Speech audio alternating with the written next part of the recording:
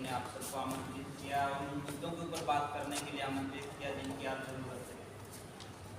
मेरे से पहले बहुत से साथियों ने अपनी बातें रखी और शायद कुछ साथी अपनी बात रख करके किसी कार्यवश चले भी गए।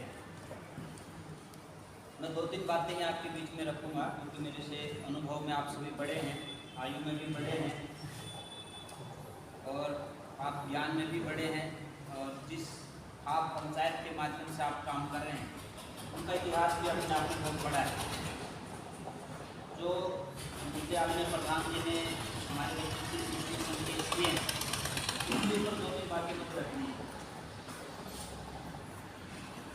जब हम युद्ध के मैदान में होते हैं तो 3 बातें काम करती हैं।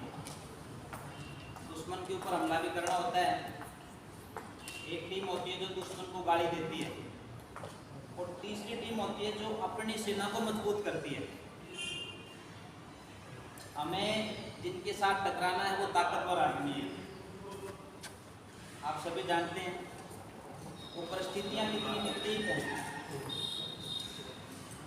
चाहे सामाजिक ढांचे की बात करें, चाहे राजनीतिक ढांचे की बात करें, पूरे देश के स्तर पर यदि हम आज इन मुद्दों को लेकर के चलते हैं और जिन ताकतों से टकराना है वो निश्चित तौर पे आज हमारे से ज़्यादा ताकतवर। दूसरी बात, इसमें कुछ चीज़ें प्रैक्टिकल है और कुछ थ्योरी की बातें हैं और पेपर में पास होने के लिए दोनों की जरूरत पड़ती है। हम अगर बिल्कुल नीचे लेवल से बात करें, हम जयपाल जी बोल रहे थे वो बड़ा अच्छा उन्होंने बात भी रखी। वो टिटोली से आते हैं, टिटोली में उन्होंने डीजे को बैन कर रखा अपने गांव में। अभी कुछ दिन पहले 2 ठेके खुल गए गांव की सीमा पर, उसको बंद करवाने में भी उन लोगों ने बहुत बड़ा योगदान दिया। ये उनका धरातल के ऊपर काम था और शायद उन्होंने यही सोच करके किया होगा कि हमारी संस्कृति भी नष्ट हो रही है और संतानें भी नष्ट हो रही हैं। धरातल पर मैं इसलिए कह रहा हूँ, आज बहुत कम ऐसे बच्चे बचे होंगे जो बड़े बुजुर्गों के साथ बैठ करके अपनी बात करते हैं, उनसे कुछ अनुभव लेते हैं, हर चीज़ को गूगल पर तलाश करने की सोचते हैं कि हर चीज़ गूगल पर मिलेगी, लेकिन जो अनुभव इन बुजुर्गों के पास मिलेंगे वो गूगल पर नहीं मिलेंगे। तो हम प्राथमिकता के तौर पे अपने बच्चों को बचाने का प्रयास करें। मैं किसी का पक्ष की बात नहीं कर रहा हूँ। आज यदि हमारे बच्चे नशे की गिरफ्त में हैं तो प्राथमिकता हमारी बनती है कि हम उन बच्चों को घर से इतना मोटिवेट करें कि वो किसी भी प्रकार के नशे में ना फंसें। नशा सिर्फ शराब का नहीं है, पूरा का पूरा जितना एरिया पंजाब से अपना हरियाणा का लगता है सब नशे में बर्बाद है, सबको पता है। सरकार ने भी नशा मुक्ति अभियान चला तो मैंने भी इनको कहा कि इनमें कुछ चीज़ें और जोड़ो। आप नशे को खत्म करना चाहते हो तो इन चीज़ों को भी जोड़ो और जो लोग शामिल हैं उनके ऊपर कार्रवाई भी करो। निश्चित तौर पे हर गांव में ठेका है, पर इसका मतलब ये नहीं कि पूरा गांव दारू पीता है। आज भी जिन परिवारों में संस्कार हैं उनके बच्चे शराब नहीं पीते और जो बच्चे हाथ से जा चुके हैं उनकी वो हालत हुई है जो जयपाल जी बता रहे थे कि डीजे के ऊपर छोटी छोटी उम्र के बच्चे जो है शराब पी करके जिस तरह की वाहियात हरकतें करते हैं, हमारी बेटियां वहाँ खड़ी रहती हैं और जिस तरह के गाने उसके ऊपर बजते हैं, जिन गानों को आप और हम इकट्ठे बैठ करके सुन नहीं सकते, वो डीजे के ऊपर जब सुनते हैं, जब थोड़ी बहुत दारू अंदर चली जाती है, कोई नशा अंदर चला जाता है और वहीं से सारी की सारी समस्या की शुरुआत होती है। मैं ये मानता हूँ एक तो ये कि हम एक प्रयास तो करें कि अपना कानून जो घर में अपना कानून चलता है ना, जो खाप की परंपराएं थी वो घरों में जब तक लागू रही तो हमें कानूनों की जरूरत नहीं पड़ी। भले ही आज पूरे देश में बिहार को गुजरात को छोड़ करके हम शराब की बात करते हैं, बाकी सब जगह ओपन है, पर इसका मतलब ये नहीं कि पूरा देश शराबी है। आज भी 90% महिलाएं शराब नहीं पीती, 10% पीती होंगी जो बड़े शहरों में रहती हैं। आज भी कम से कम जो 15 साल तक के बच्चे हैं उनमें भी 90% लोग शराब नहीं पीते। मुश्किल से 10-20% लोग शराब पीते हैं, पूरे देश में दुकान लाकर खड़ा कर देते हैं कि पूरा देश ही शराबी हो चुका है। मैं ये कहना चाह रहा हूँ कि हम अपने जो कानून जो परंपराएं जो कभी खाप पंचायतों के माध्यम से चलती थी उनकी पुनर्स्थापना दोबारा से हमें गाँव में करनी है। हर बात के लिए उस सत्ता के गलियारों में जो लोग घूमते हैं उनकी तरफ देख करके ये आशा नहीं कर सकते कि वो हमारा समाधान करेंगे। उन चीज़ों का समाधान हमें खुद से करना पड़ेगा। नस्ल बचाने की बात हो चाहे फसल बचाने की बात हो, IVF का लिखा हुआ उसमें कि इसके ऊपर भी चिंतन होना चाहिए। आपको और गहराई तक जाना पड़ेगा। भी सर्वे हुआ पिछले दिनों, हरियाणा का बता रहा हूँ, 15% लड़कियां बच्चे ही पैदा नहीं करना चाहती। IVF को छोड़ दीजिए, इस समाज की तरफ हम लोग जा रहे हैं। हम लोग तो उस संस्कृति को मानने वाले लोग थे। आज तो समगोत्र विवाह की बात चलती है, गांव गुआन की बात चलती है।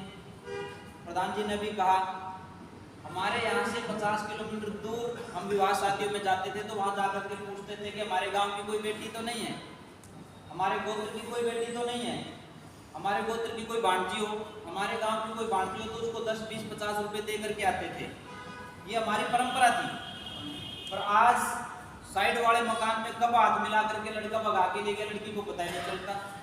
तो इसके पीछे कारण कहीं ना कहीं है कि हम उन बच्चों को संभाल नहीं रहे। उन बच्चों की कमियां नहीं मानता मैं मानता हूँ कमियां हमारे, हम लोग उनको वो चीज़ दे नहीं रहे जिन चीज़ों की उनको आवश्यकता है। हमने स्कूल में छोड़ दिया, कभी जाकर के स्कूल में ये नहीं पूछा कि इसकी संगत कैसे बच्चों में बैठता है, क्या इसके संस्कार है।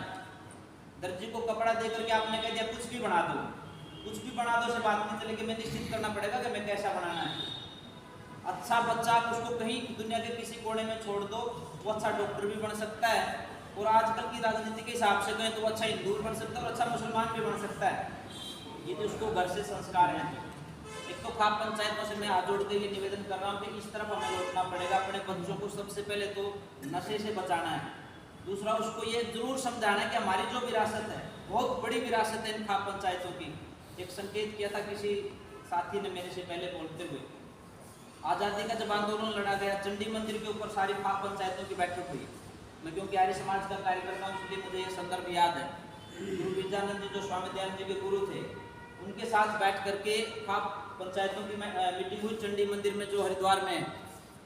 वहाँ पर बैठ करके ये निश्चित हुआ और सब राज्य रजवाड़ों को बुलाया, रानी लक्ष्मीबाई को उसमें बुलाया, ताता टोपे को बुलाया, नाना फडणवीस को बुलाया कि आप आपसी जो रजवाड़ों के लिए लड़ते हैं, अपने अपनी रियासतों के लिए लड़ते हो, इसको कुछ समय के लिए छोड़ करके एक व्यापक आंदोलन का काम आप लोग करें, इस देश को आज़ाद करवाना है। ये लगभग 1855-56 की बात मैं कह रहा हूँ आपको। पूरे प्रयास बहुत लंबा चला और 90-95 साल के बाद जाकर के देश आज़ाद हुआ। आज हम लोग जो प्रयास कर रहे हैं, निश्चित तौर पे हो सकता है 10, 15, 20 साल में इसका रिजल्ट आएगा, तो इसका प्रयास करना है। दूसरा, हम लोग आलोचनाएं जरूर करें। आलोचना हर व्यक्ति का अधिकार है और आर्य समाज तो आलोचना के लिए कहता ही है।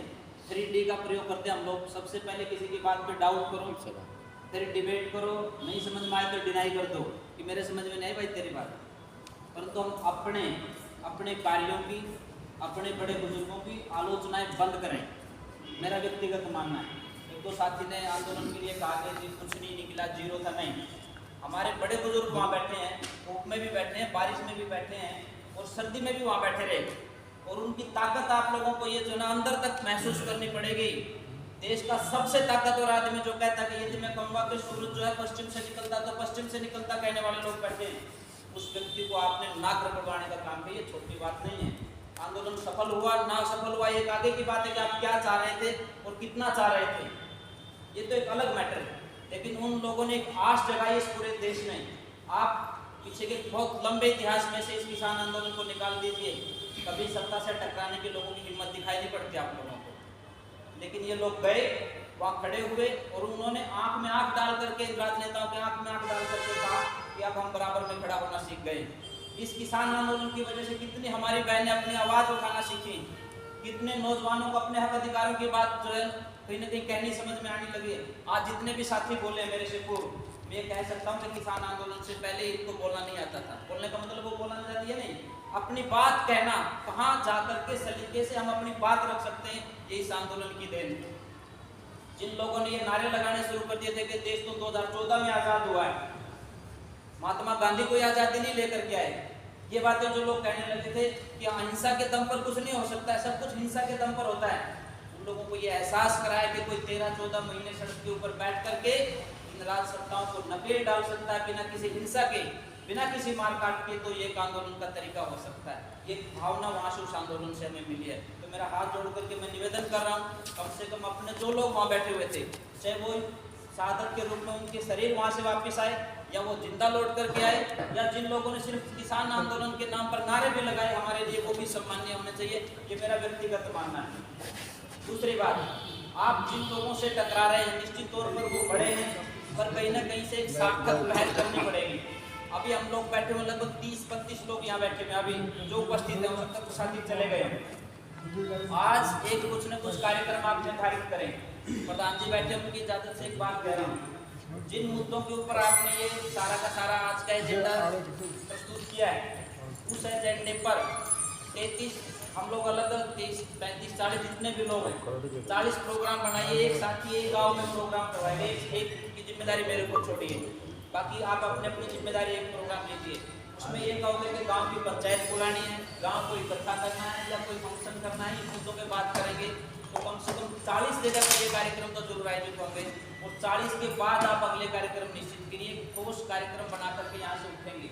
या फिर ये 40 साथी कहें कि हम अपने इस गांव से लेकर के उस गांव तक, जो 40 गांव आपके आते हैं वहाँ से वहाँ तक यात्रा निकालेंगे, लोगों को जगाने का काम करेंगे। जरूरी नहीं कि हर चीज जो है सरकार कहेगी या करेगी तभी हम लोग मानेंगे, नहीं। लिव इन रिलेशनशिप की बात आपने इसमें लिखी है, समलैंगिक विवाहों की बात आपने इसमें लिखी है। समलैंगिक विवाह का कानून ये बनाएंगे, निश्चित तौर पे बनाएंगे, रुक ही नहीं सकता। जिस तरह से सरकारें लगी हुई हैं और सरकार के पाले में जो गेंद डाल दी गई है, तो निश्चित तौर पे वो बनेगा। बनेगा का मतलब ये नहीं है कि वो अपने गाँव में लागू हो जाएगा। हम अपने बच्चों को संस्कारित करेंगे कि विवाह जो है वो सृष्टि को आगे बढ़ाने की चीज है, कोई वासना की तृप्ति के लिए शादियां नहीं होती थी। ये चीजें जब हम अपने बच्चों के सामने रखेंगे, तो 200 कानून बना ले सरकार, हमारे ऊपर क्या असर पड़ रहा है। लेकिन हमें अंदर से खुद से मजबूत होना पड़ेगा। इस प्रयास के लिए चाहे यात्रा आप लोग निश्चित करो, उसमें कुछ जन जागरूकता अभियान की बात मैं कह रहा हूँ, या एक साथी अपने अपने जिम्मे के कार्यक्रम लेंगे, उसमें 100 आदमियों की बात करेंगे, या उसमें 500 आदमी इकट्ठे करने, वो सारे उसको इकट्ठा करके एक प्रोग्राम आप लोग निश्चित करें, ताकि आज की ये व्याख्या जो है वो सार्थक हो। और इसके बाद अगले प्रयास में हो, ये नहीं कि कोई इसी प्रयास से हम लोग सब खत्म करके चले जाएंगे। आज़ादी के आंदोलन में भी बहुत लंबे चौड़े प्रयास में देश में भी और देश से बाहर भी लोगों ने इस देश को आज़ाद करवाने के लिए काम किया है। आज हम नस्ल को और फसल को बचाने के लिए भी बहुत लंबे चौड़े प्रयास करने पड़ेंगे, और ऐसी मीटिंगें तो बार बार करनी पड़ेगी, कुछ खुद को समझाने के लिए, कुछ दूसरों को समझाने के लिए। तो मेरा आपसे यही निवेदन है कि कुछ न कुछ छोटा मोटा कार्यक्रम जरूर बढ़ाओ, और जिसमें जो हमारी ड्यूटी होगी, मुझे स्वामी आर्य जी से मैंने बात की थी, जब मीटिंग का पता चला, वो आज राजस्थान में है, हमारे एक साथी का वहाँ देहांत हो गया, तो वहाँ गए। उन्होंने कहा कि इसमें, क्योंकि मैंने ये मुद्दे उनको पढ़ाए, तो यही मुद्दे अपने कट्टर तौर पर जो कार्यक्रम था वो सारे के सारे मुद्दे रखेंगे। इसके ऊपर जो भी कार्यक्रम बनता हो, आर्य समाज आपके साथ है। जहाँ कहोगे आपके कार्यक्रम करवाने हैं या आपके साथ चलना है, हम लोग आपके साथ चलेंगे। किसी साथी को कोई बात मेरी अटपटी लगे तो मैं माफी चाहता हूँ। बहुत बहुत धन्यवाद।